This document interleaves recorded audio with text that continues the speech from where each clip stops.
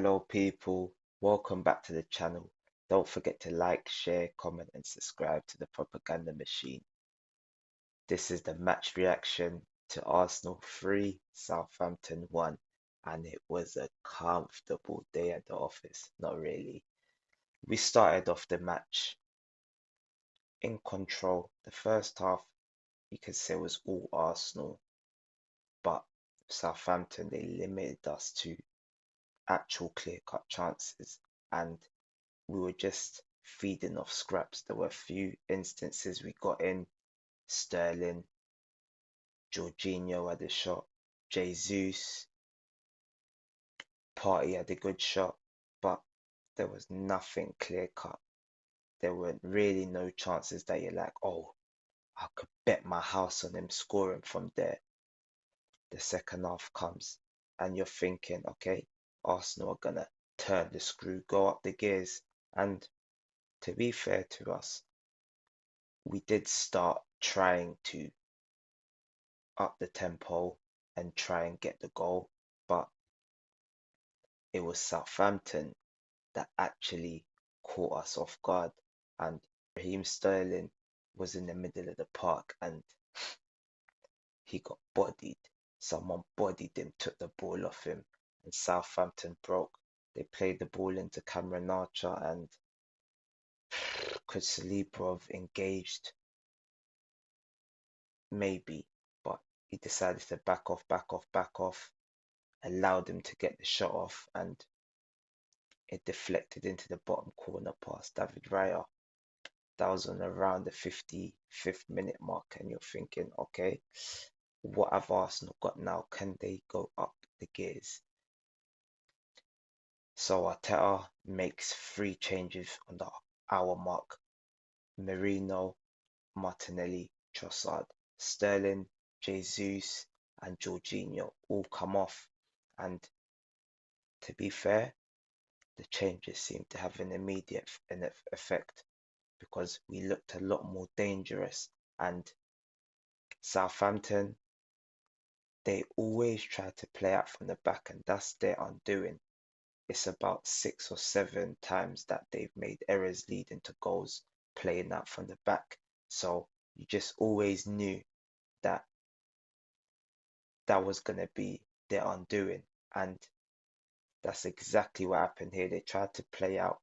Bukayo Saka intercepted the ball, played it into Kai Havertz, and wow, clinical Kai, emphatic finish, Van Persie-esque bottom corner. That is now 7 in a row at the Emirates. Then we didn't have to wait too much longer. There's about 5, 7 minutes later, Bukayo Saka again. Wow, this ball, peach, perfect. Whipped in from the right side, he's cut inside, and the ball, Martinelli's timed his run perfectly, goes in behind, puts Arsenal into the lead. Then, to be fair, Southampton, they were causing us problems, mainly on our left-hand side. Calafiori was slightly getting cooked over there, but the most dangerous chance they had was a corner kick. Raya flapped and it came off one of the Southampton players and hit the crossbar. Luckily, there was no goal. Then later on, around 85 minutes, Southampton again. We've intercepted the ball on the halfway line. Kai Havertz is on the floor. He just sticks his leg out, plays in Trossard. Trossard dribbles towards the edge of the box, but he loses control of the football. Southampton, I don't know what the defender was doing. The touch was horrific, and it went straight into the path of Bukayo Saka. He slotted the ball home with his right foot. 2 goals, 2 assists and a goal for Bukayo Saka. Brilliant, brilliant display from him. Man of the match performance. Him along with Kai Havertz. So now we'll go into our 5 takeaways. The first takeaway, I'm gonna go with Kai Havertz because Kai Havertz, like I said, that is 7 consecutive games in a row he scored at the Emirates. He is loving the Emirates Stadium. That's the first player to get 7 in a row since Robin van Persie, and the finish was Van Persie-esque. Bent it off the post and in, and you could tell he is playing with confidence. There was even a time in this game, it was around the 90th minute. He's fighting for the ball and he's done a back heel and they've just taken him out. You're like, wow, he's arrived. He's winning the duels. He's doing everything you could ask from a centre forward. He's scoring. He's assisting. He's working hard. He's holding up the play. It's just, ah, I've already apologized because I thought this guy was no good for Arsenal. I thought, why the hell in God's name are we signing Kai Havertz? But I'm always happy to be proved wrong, especially when it comes to Arsenal. If I don't think a player is good enough, if they prove me wrong, I'm more than happy. And Kai Havertz, you've proved me wrong. Once again, excellent display from you. And will you make it 8 in a row? I don't think no player's done that in the Emirates era. So he's going after records, and that will be against Liverpool, I believe. So, oof. Hopefully he can do it. Or it might even be against Shakhtar. I'm not sure if the stats for the league or for the all competitions. The second takeaway, the resilience from the team. So this is the second game in a row where we've kind of had to fight back. Last week it was 2-2, kind of came out of nowhere.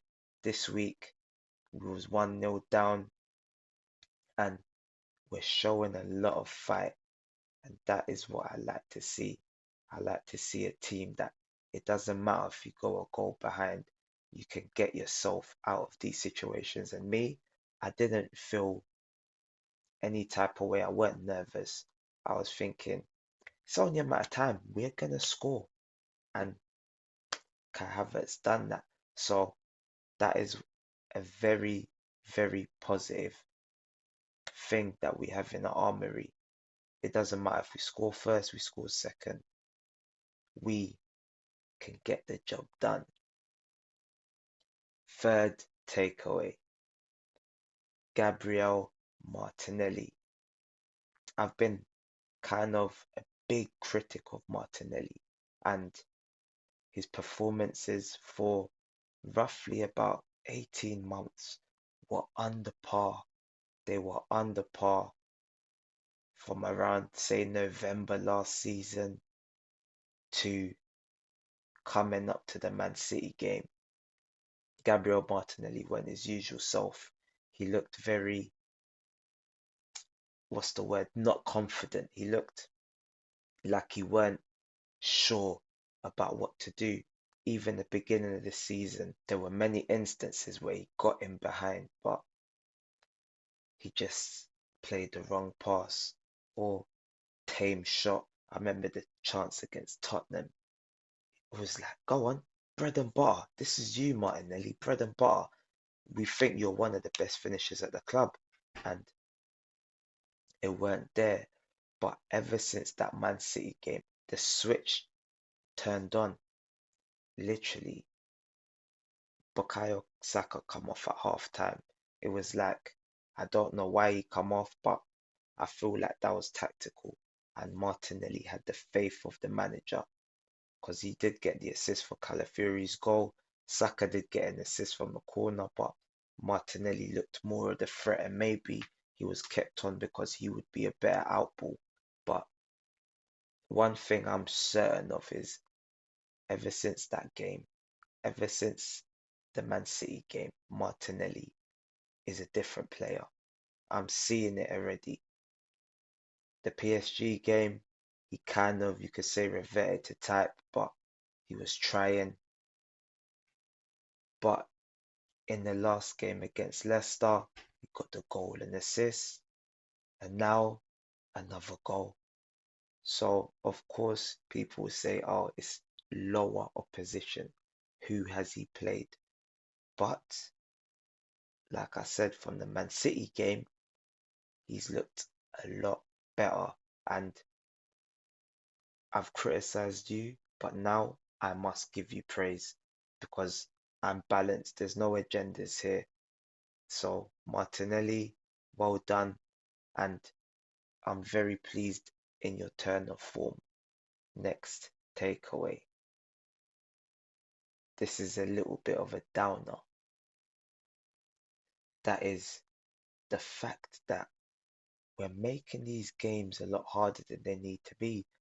We've played Southampton, we've played Leicester, two teams that probably gonna get relegated, and it's looked a lot harder than it needs to be. The Leicester game, we battered them, but somehow we were drawing 2-2 up until the 90th minute. Now the Southampton game, we were very comfortable, and then we just start getting cooked, Calafiori out of position. So these things need to be worked on. We need a mentality shift, as in when you're playing the lesser teams, I'm putting you to the sword. There's no, uh, we're winning this game, it's easy. No, we're going out there and we're treating this game like it's any other team in the league, any of the top half opponents. We're going out there to try and dominate the game and score as many goals. And I don't want us to get into the habit of